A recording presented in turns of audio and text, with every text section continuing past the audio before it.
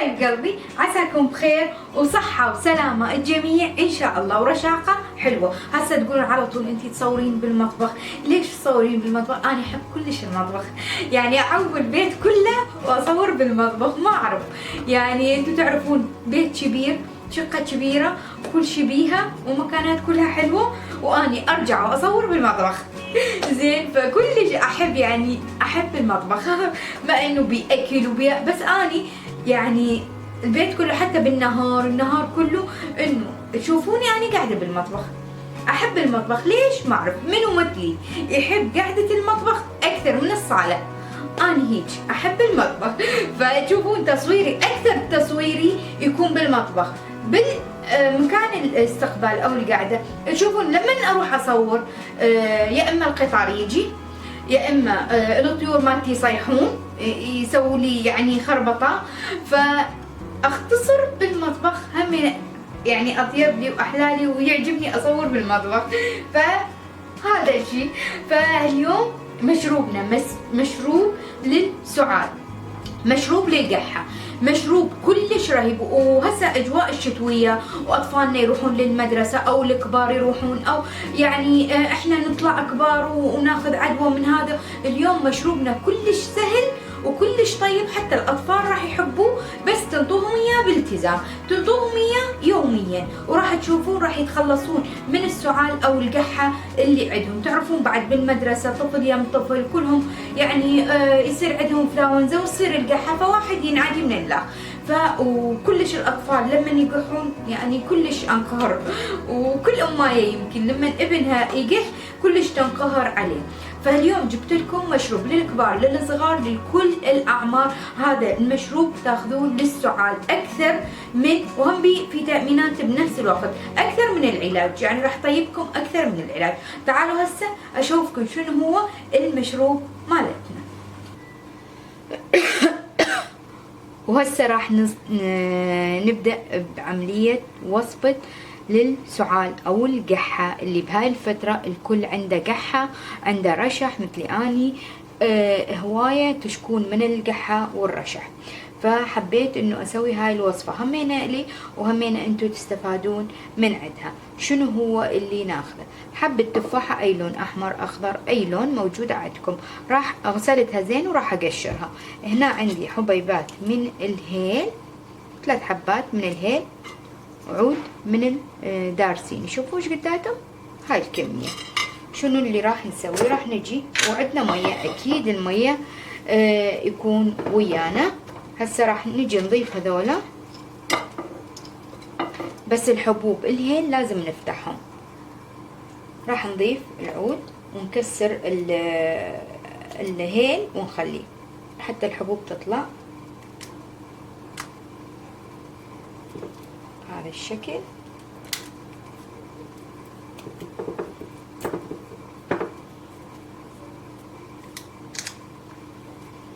هاي كسرنا حبوب الهيل. راح نجيب التفاحة،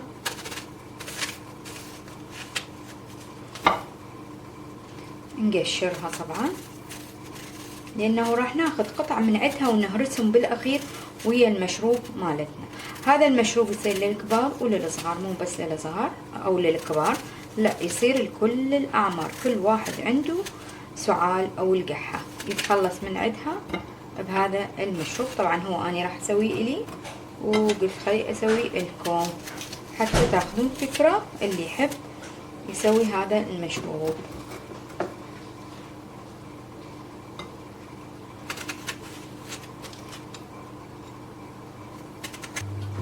بعد ما قشرناهم كل ما راح تصير الهاي عندي صغيرة، راح تصير راح اخذهم وافرغهم بدون هذا.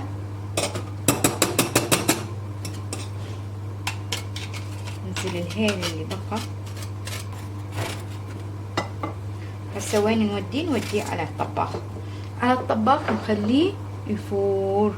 شوفوا لي هسه مفوره، بس اهم شي لما اول فورتين نحط عليه اي قبغ او اي طبق عليه حتى وتخلوه شويه. هسه بعد ما فورته على النار، هسه اريد التفاح بعد شوية ينهرس ويا المي حار، ونغطي عليه ونخليه بس شوية يدفى حتى نقدر نشيل التفاحات. هسه راح ارجع اشيل التفاح اللي عندي. تريدون تشيلون الهيل هم وتصفوه كله انتو بعد براحتكم يعني، بس انا احب اخلي الهيلات بيه حتى الطعم يظل بيه من اشربه. والتفاح راح اصفيه. هذا المشروب تخلوه تشربوه مرتين باليوم، مرة باليوم، باي وقت تريدوه تحموه وتشربوه. هسه التفاح عندي هذا راح اهرسه هيجي حتى هم نستفاد من التفاح احنا، حتى لا يعني نرميه، لا كلش فوائد بيه التفاح.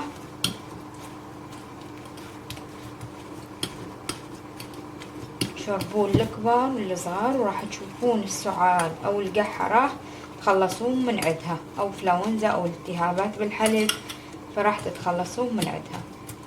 شوفون التفاح شلون هرسته. هسه راح اضيفه وياه حتى من تحموه وتشربون، تجون تشربون ينزلكم الحبيبات هاي مال التفاح. هسه راح اجي اضيفه على الماء. شوفوا شلون راح يصير، ما راح يظل قطع ولا اي شيء، راح يصير عندكم بهذا الشكل كله يعني مهروس. نحركه بهذا الشكل ونجي نجيب لنا الكوب نشرب لنا كوب. والف صحة وعافية للجميع. مشروب كلش رهيب اللي عندهم القحة او السعال او بلاعيم التهاب عندهم، فهذا المشروب كلش مثلي اني انتوا تشوفون، فهذا المشروب كلش طيب وراح يفيدكم. تاخذوه تشربوه حار باي وقت انتوا تحبوه.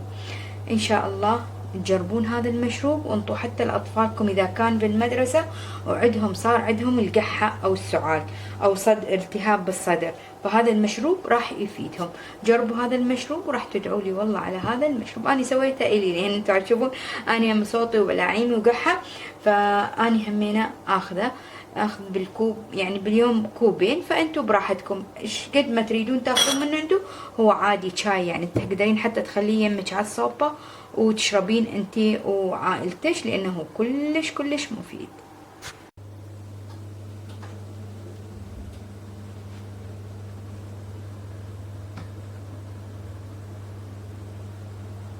ومثل ما شفتوا مشروبنا مشروب السعال كلش سهل وكلش بسيط. تفاح يا ما اكثر التفاح تاخذيه وتسويه وتخليه بالثلاجة لمدة يومين ثلاثة لما تخلصيه الك ولعائلتك او اي واحد عنده سعال او عنده قحة. بس اهم شيء تلتزمون به حتى تشوفون نتيجة على هذا المشروب. ان شاء الله حبيتوا الفيديو واستفاديتوا منه، لا تنسون اللايك الاشتراك، وانا احبكم هواية من المطبخ ومن يماني اقول لكم مع السلامة.